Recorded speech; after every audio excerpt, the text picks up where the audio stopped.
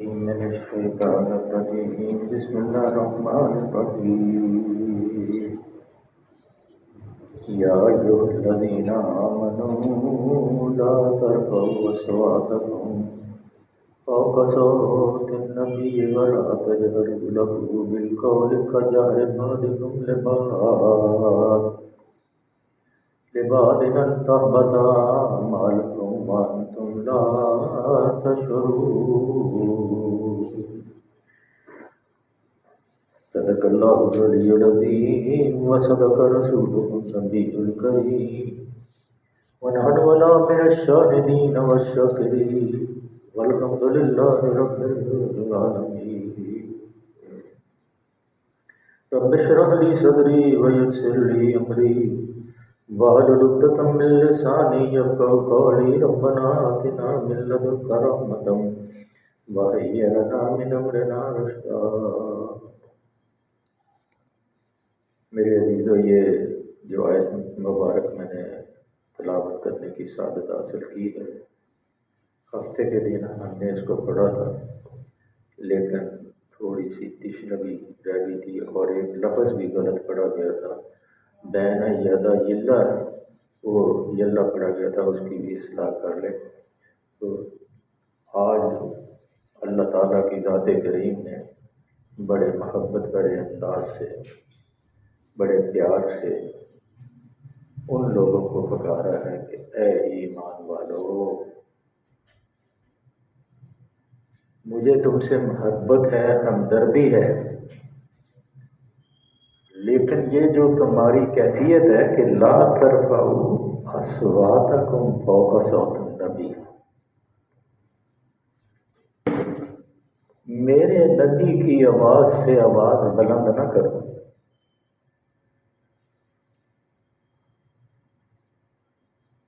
وَلَا تَجْهَرُوا لَهُ بِالْقَوْلِ كَجَهْرِ بَعْضِكُمْ لِبَعْضٍ أَن تَحْبَطَ أَعْمَالُكُمْ وَأَنْتُمْ لَا تَعْلَمُونَ. یہ وہ ادب ہے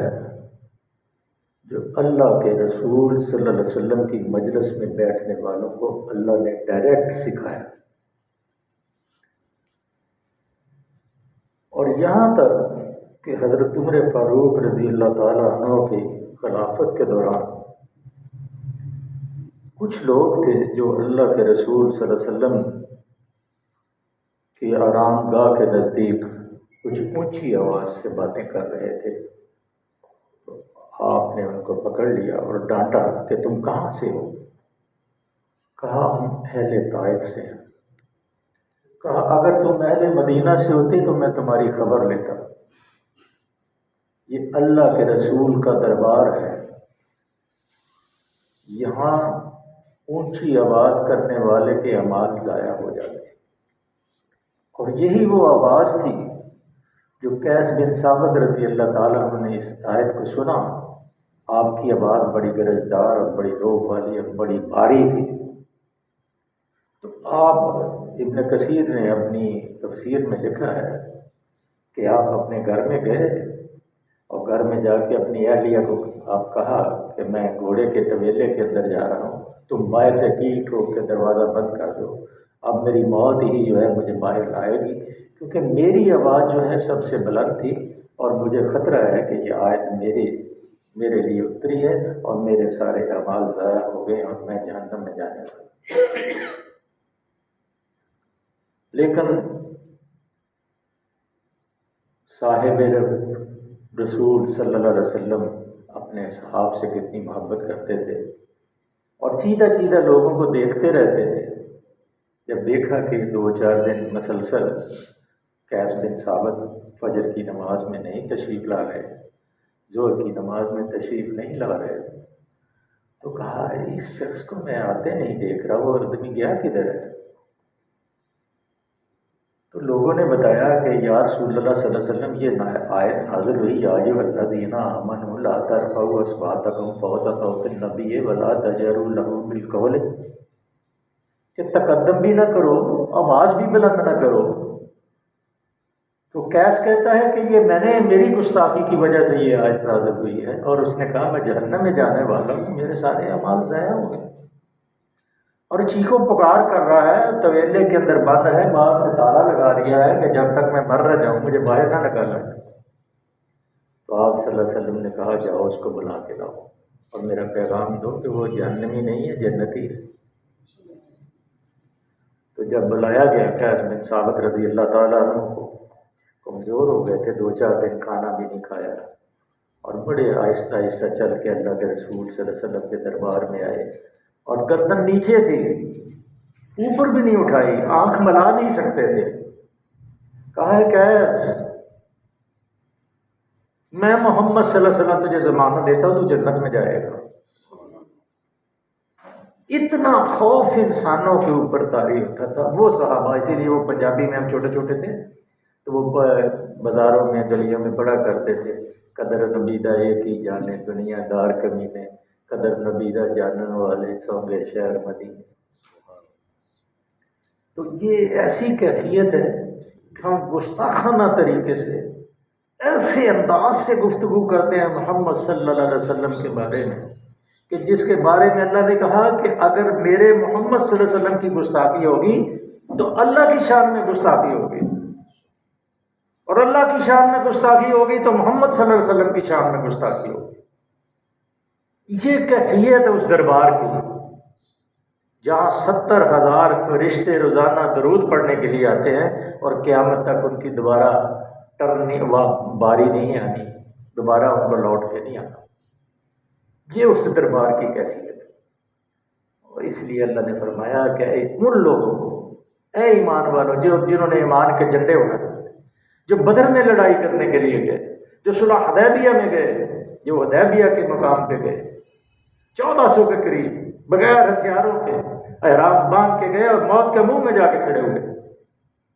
تو اللہ نے ان کو پکارا یا ایھا الذین آمنوا لا ترفعوا اصواتکم فوق صوت النبی، اے ایمان والو میرے نبی سے آواز بلند نہ کرنا، جس طرح آپس میں باتیں کرتے ہو اس طرح نہ کرنا، ادب ملحوظ رکھنا۔ چنانچہ اللہ کے نبی صلی اللہ علیہ وسلم پوچھ رہے ہیں کہ یا میرے صحابہ یہ بتاؤ یہ کون سا شہر ہے؟ تو ابن کثیر نے لکھا صحابہ خاموش ہو گئے کہ پتہ نہیں اللہ کے رسول صلی اللہ علیہ وسلم جو شہر حرام ہے مکہ جو ہے اس کا نام بدلنے والے، تقدیم نہیں کرنی، آگے نہیں بڑھنا، کہا اللہ اور اللہ کا رسول جانتا ہے، کہا یہ شہر حرام نہیں، تو صحابہ نے کہا اللہ کے رسول صلی اللہ علیہ وسلم یہ شہر حرام ہے۔ پھر ذوالحجہ کا زمانہ تھا، حج کا زمانہ تھا، اور پوچھا یہ کون سا مہینہ ہے؟ کہا ہے اللہ اور اس کا رسول جانتا ہے، حالانکہ سب جانتے تھے یہ ذوالحجہ کا مہینہ ہے۔ تو پھر آپ صلی اللہ علیہ وسلم نے خود فرمایا کہ کیا یہ ذوالحجہ کا مہینہ نہیں؟ تو صحابہ نے جواب دیا اللہ کے رسول صلی اللہ علیہ وسلم بالکل یہ ذوالحجہ کا مہینہ ہے۔ پھر یوم نحر جب واپس آتے ہیں مینا کے اندر تو قربانی کرتے ہیں، یوم نحر تھا، تو اللہ کے رسول صلی اللہ علیہ وسلم نے پوچھا کہ آج کون سا دن ہے؟ تو سب صحابہ خاموش رہے، ذرا ادب کو دیکھیں، ذرا محفوظ رکھیں، چپ کر جا دڑ وٹ جائے تے جانی پر مارن دی۔ یہ ایسا دربار ہے کہ بس کوشش کریں کہ آپ کے دربار کے نزدیک بھی کوئی شور نہ مچائے۔ اس لیے مسجد نبوی کی جب تعمیر شروع ہوئی تھی تو شہر سے 40 کلومیٹر دور باہر ساری مشینری لگائی گئی، صرف سارا کچھ وہاں سے تیار ہو کے آتا تھا اور یہاں اس کے اندر اس کو لگایا جاتا تھا، اور جتنے کاریگر یہاں کام کرتے تھے باقاعدہ ان کو صبح وضو کرایا جاتا تھا، تہجد نماز پڑھائی جاتی تھی، اور کھانا گورنمنٹ کی طرف سے ان کو دیا جاتا تھا، اور ہر وقت ان سے یہ التجا کی جاتی تھی کہ اللہ کے نبی کے اوپر سے صرف درود پڑھتے رہو، اس لیے کہیں گستاخی نہ ہو جائے۔ اس طرح یہ مسجد نبوی بنی۔ آج بھی کوئی مسجد نبوی کے اندر کوئی شور کی بات کرے گا تو اسی آیت کا مستحق ہوگا یا ایھا الذین آمنوا لا ترفعوا اصواتکم فوق صوت النبی ولا تجهروا له بالقول كجهر بعضکم لبعض ان تحبط اعمالکم وانتم لا تشعرون۔ تمہیں خبر بھی نہیں ہوگی تمہارے اعمال ضائع کر دیے جائیں گے۔ یہ ہمیں جو ایمان والے ہیں، جو ایمان کا جھنڈا لے کے بیٹھے ہیں، جو ایمان کا جھنڈا لہراتے ہیں، اللہ کو ان سے محبت ہے، تو ان سے اللہ کہہ رہا ہے کہ ایسا نہ ہو جائے کہ بدر میں بھی لڑائی کی ہے، احد میں بھی جنگ کی ہے، خیبر میں بھی گئے ہو، تبوک میں بھی گئے ہو، اور وہاں صلح جو جنگ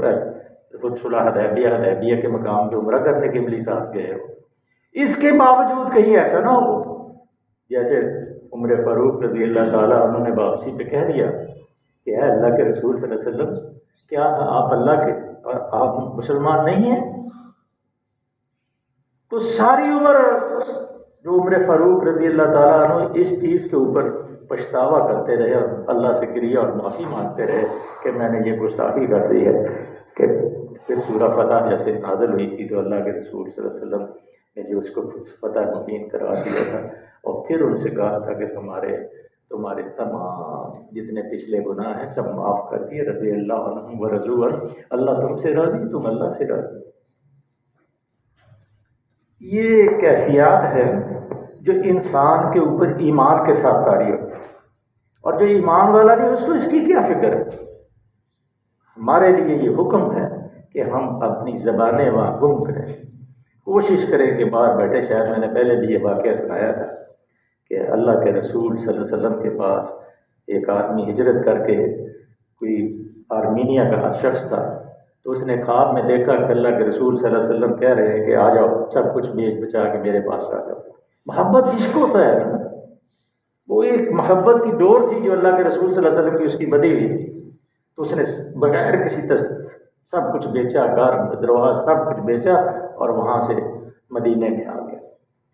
اور کچھ ٹائم بارہا جو اس کا وہ جو بطاخہ ہوتا ہے جس کو پتہ نہیں کیا کہتے ہیں، بطاخہ اقامہ، تو وہ ختم ہو گیا، تو اس کو پکڑنے کے لیے پولیس آتی تھی، اور جب پولیس آتی تھی وہ مسجد نبوی میں داخل ہو جاتا تھا۔ 2-4 دفعہ انہوں نے کوشش کی، پھر آخر انہوں نے پکڑ لیا۔ جب پکڑ لیا تو انہوں نے کہا کہ تجھے اتنی دفعہ آئے تو اندر داخل ہو جاتا۔ کہتا اچھا مجھے اللہ کے رسول سے ذرا بات کر لیں۔ تو کہتے ہیں، وہ عربی بیان کرتا ہے کہ اس نے اللہ سے رسول سے کہا کہ اے اللہ کے رسول صلی اللہ علیہ وسلم، اے میرے محبوب، اے صلی اللہ علیہ وسلم، کیا میرے اور آپ کے درمیان یہ معاہدہ نہیں ہوا تھا کہ میں سب کچھ بیچ کے آ جاؤں اور مجھے مدینے سے نہیں نکالا جائے؟ تو اب میرے ساتھ کیا ہو رہا ہے؟ بس اتنی بات کہی اور وہ زمین پہ گر گیا، اور زمین پہ گرنے کے بعد وہ بے ہوش ہو گیا۔ انہوں نے پانی کو نہیں پلانے کی کوشش کی، ڈاکٹروں کو بلایا، ایمبولینس بلائی، ہمارے جیسا نظام تو نہیں وہاں، فوری ایمبولینس آ گئی، چیک کیا، انہوں نے کہا یہ تو بہت ہو گیا۔ تو پھر بعد میں وہ جو شرطے تھے انہوں نے کہا اس کا کفن دفن کا انتظام ہم نے کرنا ہے۔ تو جو آدمی اس نظارے کو دیکھ رہا اس نے کہا میں بھی شریک ہوں۔ کہتا ہے پہلے ہی ہم سے بڑی زیادتی ہو گئی ہے کہ اس کی ڈائریکٹ تار تھی اللہ کے رسول صلی اللہ علیہ وسلم سے، تو آج بھی اگر ڈائریکٹ تار مل جائے تو پھر تو دوبارے نہیں آ رہے۔ تو وہ آدمی کہا میں نے نہیں جانا، تو اللہ کے رسول نے کہا ہاں تو نہیں جائے گا، یہی جنت البقیع میں دفن ہوگا۔ اور قیامت کے دن جنت البقیع میں جب صحابہ اٹھیں گے، جس میں سعد بن معاذ بھی ہوں گے، طلحہ بھی ہوں گے، زبیر بھی ہوں گے، سارے اٹھیں گے تو بھی ان کے ساتھ ہی اٹھے گا۔ یہ ہے مقدر کی بات، یہ کہتے ہیں نا یہ بڑے کرم کے ہیں فیصلے، یہ بڑے نصیب کی بات، بڑے نصیب کی بات۔ تو اس لیے اللہ نے فرمایا کہ اپنی زبانوں کو بند کر لو، سنبھال لو، گستاخی نہ ہو جائے، اونچی آواز سے نہ بولنا، جس طرح آپس میں ایک دوسرے سے بات کرتے ہو۔ یہ دربار بڑا عالی مقام دربار ہے۔ اس لیے میرے عزیز کئی ایسے ہیں جو اس چیز کے اوپر نظر بناتے ہیں، کبھی حاضر کرتے ہیں، کبھی غیب کرتے ہیں، کبھی نور کرتے ہیں۔ میرے آقا صلی اللہ علیہ وسلم سب کچھ ہیں۔ اللہ کے بعد اگر کوئی مقام ہے تو میرے نبی صلی اللہ علیہ وسلم کا مقام ہے۔ اس لیے میرے عزیزوں ان بحثوں میں نہ پڑو،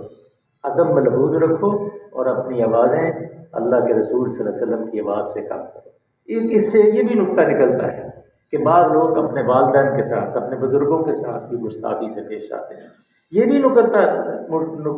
اس میں در ہے کہ اپنے بزرگوں سے بھی تمیز سے بات کرو۔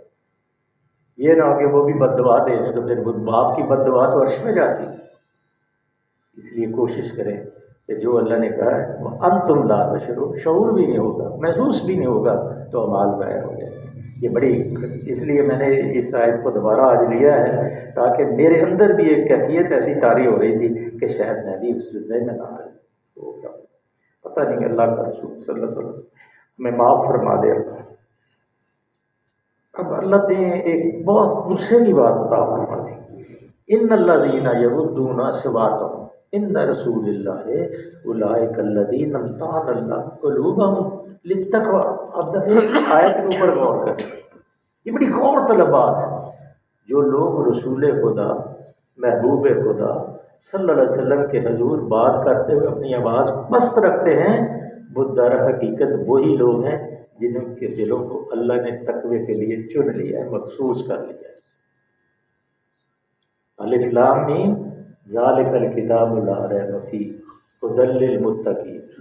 ان دلوں کو چن لیا ہے جن کو اللہ نے ہدایت دینی، یہ وہ دل ہے، وہ صحابہ ہیں، وہ جو لوگ اللہ کے رسول صلی اللہ علیہ وسلم کے دربار میں اپنی آوازوں کو پست رکھیں گے اور فکر کرتے رہیں گے کہیں آواز بلند نہ ہو جائے، تو ان کو، ان کے دلوں کو اللہ نے تقوی کے لیے، ہدایت کے لیے چن لیا ہے، جنت کے لیے چن لیا ہے۔ بس اللہ نے جب جن کو تقوی کے لیے چن لیا ان کو تو جنت کے، بس جنت مل گئی ان کو۔ اس لیے کوشش کریں کہ جہاں بھی اللہ کے محبوب صلی اللہ علیہ وسلم کی حدیث کا ذکر ہو، آپ کے کسی قول کا ذکر ہو، آپ کے بارے میں کوئی بات ہو رہی ہو، تو اس وقت بالکل خاموشی سے، جس طرح قرآن کے بارے میں نا آنستو، جب قرآن پڑھا جائے تو خاموش ہو جاؤ، اسی طرح جب اللہ کے رسول صلی اللہ علیہ وسلم کی حدیث پڑھی جائے تب بھی خاموش ہو جاؤ، غور اور توجہ سے سنو اور سوچ کرو کہ اللہ کے رسول آپ سے مخاطب ہیں، اس وقت آپ سے مخاطب ہے۔ یہ نہ سنو کہ ہم سن رہے ہیں، بلکہ یہ سوچو کہ آپ سے اللہ کے رسول مخاطب ہو رہے ہیں۔ اگر یہ نظریہ رکھیں گے کہ اللہ کے رسول مخاطب ہو رہے ہیں تو ذرا تقوی کی کیفیت دیکھو کیسی ہوگی اور خوف کیسا پیدا ہوگا۔ پھر اللہ کا خوف جب پیدا ہوتا ہے تو پھر منزل جو ہے نا آسمان میں نظر آتی ہے۔ پھر اس لیے یہ اللہ نے فرمایا کہ ان الذین یغضون اصواتهم عند رسول اللہ اولئک الذین امتحن اللہ قلوبهم للتقوی لهم مغفرۃ واجر عظیم۔ اب ساتھ میں سرٹیفکیٹ بھی جاری کرتے ہیں، یہی نہیں کہ میں تمہیں تقوی دوں گا، بلکہ کیا کروں گا، مغفرۃ،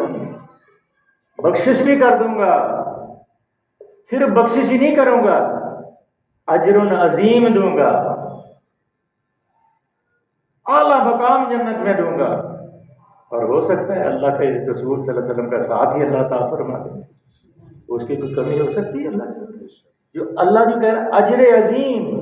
اب اللہ کا جو عظیم ہے وہ کتنا وسعت والا ہے، کیسا ہے، وہ ہم نہیں جانتے، لیکن کوشش کریں، یہ ایک خبر ہے، یہ ایک جس کو کہتے ہیں نا 440 وولٹ کرنٹ ہے،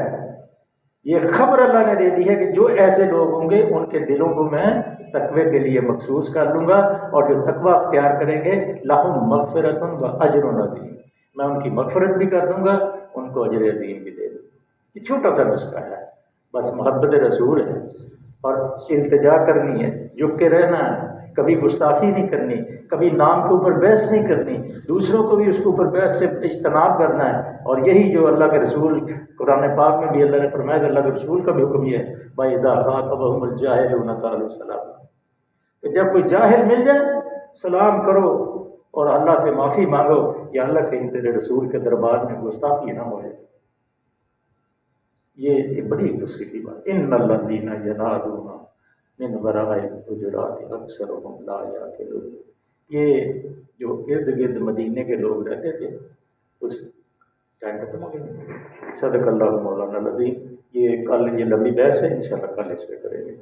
صدق اللہ مولانا العظیم وصدق رسول النبی الکریم ونحن ولا من الشاہدین والشاکرین والحمد للہ رب العالمین۔ اللہ جو پڑھتے ہیں اس کے اوپر عمل کرنے کی توفیق عطا فرما، سب کا اللہ ادب اور احترام کرنے کی توفیق عطا فرما، اللہ بیماروں کو شفا عطا فرما، تنگ دستوں کو وہی بنا، عقل سلیم عطا فرما، اللہ دلوں کو تقوی سے بھر دے،